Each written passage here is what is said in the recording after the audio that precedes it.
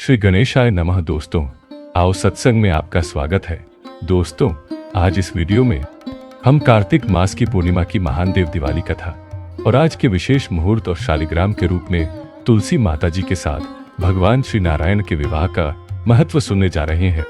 हम भगवान महादेव की कहानी भी सुनेंगे जो देव दिवाली से भी जुड़ी है।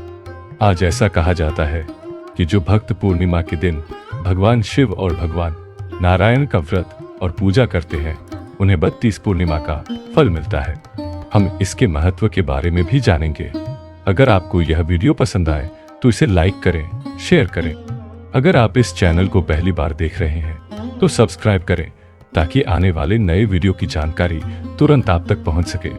धन्यवाद। श्री कृष्ण वासुदेव हरि। मैं परम प्रभु को प्रणाम करता हूँ। सबसे पहले सभी भक्तों को दिवाली कार्तिक मास पूर्णिमा की हार्दिक शुभकामनाएं।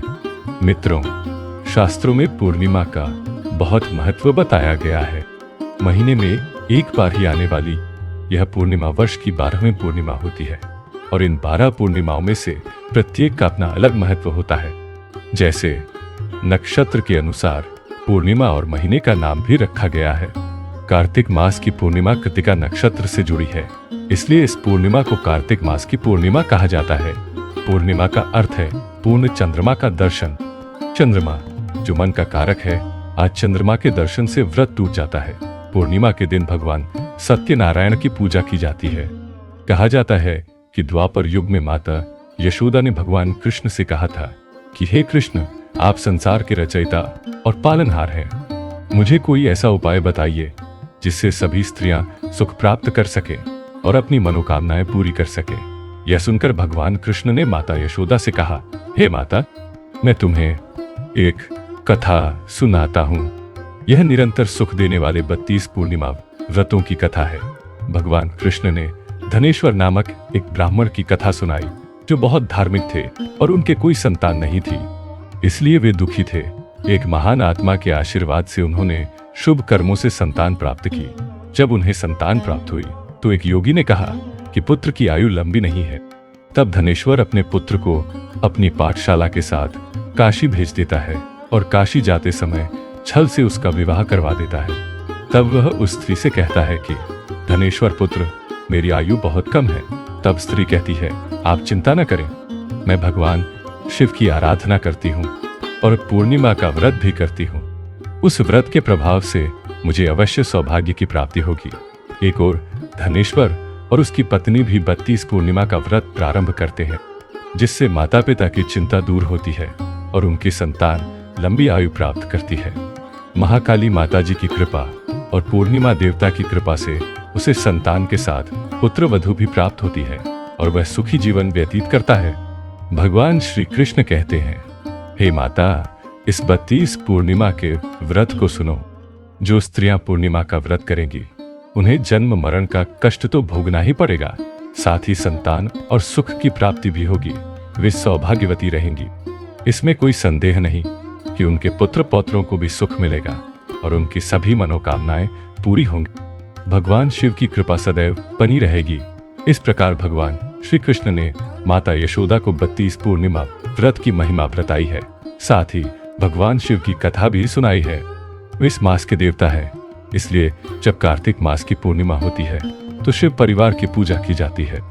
इसमें एक विशेष बात यह भी है कि दिवाली के दिन कार्तिक मास की पूर्णिमा को भगवान श्री महादेव ने राक्षस त्रिपुरासुर का वध करके मोक्ष प्रदान किया था, इसलिए इस मास की पूर्णिमा महादेव को समर्पित है। हालांकि चंद्रमूलेश्वर भगवान महादेव हैं, जो चंद्रदेव के अधिष्ठाता देवता हैं, इसलिए भगवान महादेव की पूजा सभी करते हैं। भगवान शिव की नगरी काशी में पूर्णिमा के दिन दीपोत्सव इसलिए मनाया जाता है क्योंकि सभी देवी देवता स्वर्ग से काशी नगरी में आकर भगवान महादेव की पूजा करने हेतु गंगा में स्नान करते हैं और फिर दीप जलाते हैं। इसलिए दिवाली पर भगवान को दीपदान करने का विशेष महत्व है। दिवाली के दिन पूर्णिमा के दिन भी इस भगवान की पूजा की जाती है। जो भक्त पूर्णिमा का व्रत रखते हैं या नहीं रखते हैं उन्हें भी आज महादेव और लक्ष्मीपति नारायण की पूजा अवश्य करनी चाहिए, क्योंकि आज तुलसी विवाह भी संपन्न होता है। भीष्म पंचक व्रत भी आज समाप्त होता है। आज भगवान महादेव की विशेष पूजा की जाती है। यदि पूर्णिमा की सुबह तीर्थ स्थानों पर जाकर स्नान करने को मिले तो अति उत्तम है, अन्यथा घर पर ही पवित्र नदियों और तीर्थों का स्मरण करके स्नान करना चाहिए। स्वच्छ वस्त्र धारण करने चाहिए। उसके बाद घर के मंदिर में भगवान महादेव की पूजा करनी चाहिए और शिव मंदिर में जाकर गंगा जल, कच्चा दूध, दही, शहद, चीनी, पुष्प, धूप, दीपदान आदि से उनकी पूजा करनी चाहिए और साथ ही भगवान श्री हरि नारायण की भी पूजा करनी चाहिए, जैसे हम एकादशी पर करते हैं। आज तुलसी की भी पूजा की जाती है। सुबह और शाम माता तुलसी को दीपदान करना चाहिए। इसके अतिरिक्त आइए उन 5 स्थानों के बारे में भी जानें जहां हमें दीपदान करना चाहिए ताकि हमें सर्वोत्तम लाभ मिल सके।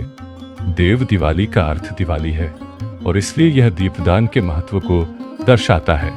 जिस प्रकार हमने दिवाली का त्योहार मनाया और लक्ष्मी पूजा की, उसी प्रकार आज भी श्री लक्ष्मी जी का पूजन और दीपदान किया जाता है। भगवान विष्णु और महादेव के मंदिर में जाकर दीपदान करना सर्वोत्तम माना जाता है। इसके अलावा यदि संभव हो तो स्थान पर जाना चाहिए जहां कोई गुरु या विद्वान ब्राह्मण रहता हो। पूर्णिमा के दिन पीपल के वृक्ष के नीचे दीपदान करना उत्तम माना जाता है। इससे ज्ञान की प्राप्ति होती है। घर के मुख्य द्वार के पास भी दीपदान किया जाता है। इससे धन और अन्न की कमी नहीं होती है। दिवाली की शाम को प्रदोष काल में भी विशेष दीपदान किया जाता है। तुलसी कब अर्पित करें ताकि भगवान नारायण लक्ष्मीपति का आशीर्वाद प्राप्त हो। दीपक क्षैतिज या लंबवत बाती का बना हो सकता है। इसके अलावा हमारे रसोई घर में जहां पानी, जल आपूर्ति या खाना पकाने का स्थान हो, वहां भी दीपक जलाना चाहिए। घर के ईशान कोण में, जिसे लक्ष्मी कोना कहते हैं, भगवान महादेव का कोना पूर्व और ईशान कोना कहलाता है। वहां भी घी का दीपक जलाया जाता है। पितृ नारायण का स्मरण करते हुए दक्षिण दिशा में चौमुखा दीपक जलाना चाहिए, जिससे अकाल मृत्यु का भय नहीं रहता है।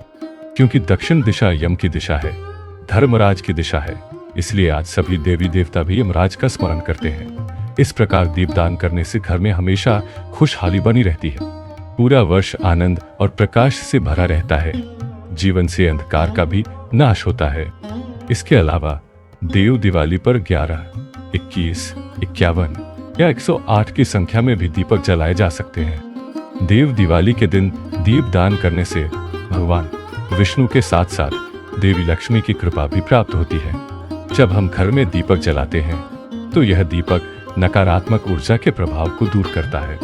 इसीलिए दिवाली के दिन हम घर के कोने कोने में दिए जलाते हैं ताकि साल भर हमारा प्रकाश बना रहे।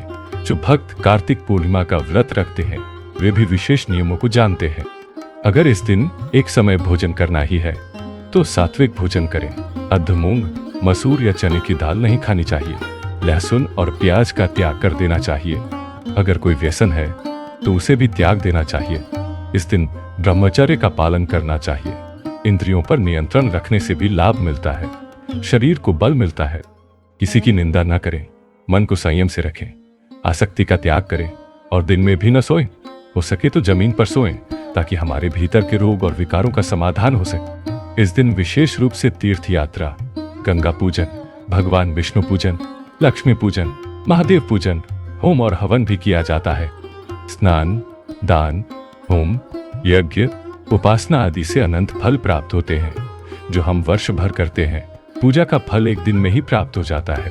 कार्तिक पूर्णिमा के दिन 1 वर्ष तक पूर्णिमा व्रत का संकल्प भी लिया जा सकता है और पुण्य कर्मों द्वारा भगवान की पूजा और सत्यनारायण की कथा सुनने से भी भगवान की कृपा प्राप्त की जा सकती है।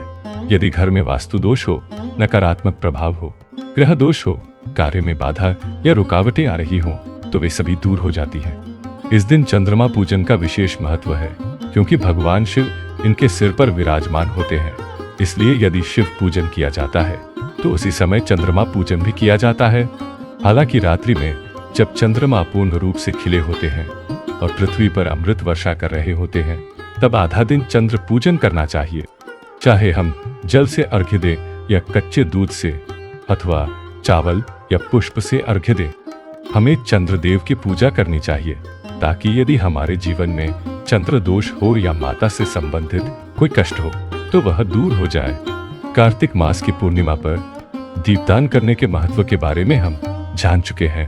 अब जानते हैं कि तीर्थों पर जाकर या घर पर ही पवित्र नदी में स्नान करने से क्या लाभ प्राप्त होते हैं। स्कंद पुराण के अनुसार कार्तिक मास की पूर्णिमा के दिन केवल स्नान करने, दीपदान, हवन, यज्ञ आदि करने से सांसारिक पाप और ताप से मुक्ति मिल जाती है। शास्त्रों में वर्णित है कि कार्तिक मास की पूर्णिमा के दिन जो व्यक्ति किसी पवित्र नदी, सरोवर या धार्मिक स्थलों में स्नान करता है उसे विशेष पुण्य की प्राप्ति होती है। इस दिन दीपदान किया जाता है, राधा कृष्ण की पूजा की जाती है और ब्राह्मणों को भोजन कराया जाता है। ऐसा करने से जीवन में सुख समृद्धि प्राप्त होती है। इस दिन गंगा स्नान करने से सभी देवी देवताओं का आशीर्वाद प्राप्त होता है। गंगा को देवी देवताओं का निवास माना जाता है और आज के दिन देवी देवता गंगा के तट पर दीप जलाते हैं। दिवाली मनाई जाती है, चाहे वह हरिद्वार की गंगा जी हो या काशी की गंगा जी। इसके अलावा इस दिन स्नान के बाद अन्न, धन, वस्त्र आदि का दान करने से, यथाशक्ति दान करने से हमें स्वर्ग की प्राप्ति होती है और दान का पुण्य भी 1000 गुना प्राप्त होता है। अंत में हमें वैकुंठ धाम की प्राप्ति होती है। यही इस कार्तिक मास की महिमा है। कार्तिक मास की पूर्णिमा मास्य अवतार है, भगवान की पूजा की जाती है।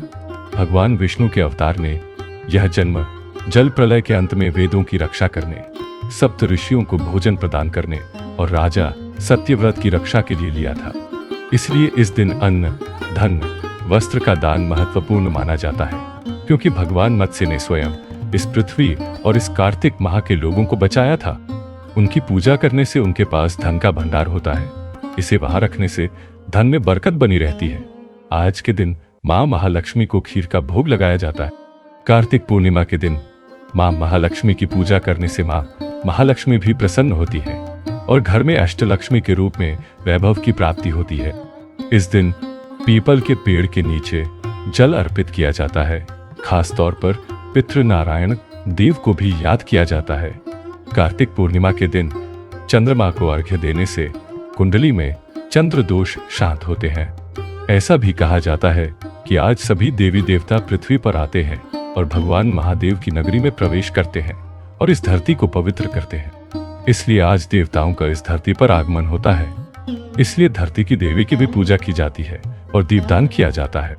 इसलिए आज भक्त व्रत, उपवास, दान और पुण्य कर्म भी करते हैं ताकि देवताओं की उपस्थिति में यह शुभ कार्य संपन्न हो सके। आज दिवाली प्रदोष काल में मनाई जाती है, इसलिए प्रदोष काल का विशेष महत्व है। सूर्यास्त के आसपास का समय ऐसा माना जाता है जब सभी देवी देवताओं का स्मरण किया जाता है।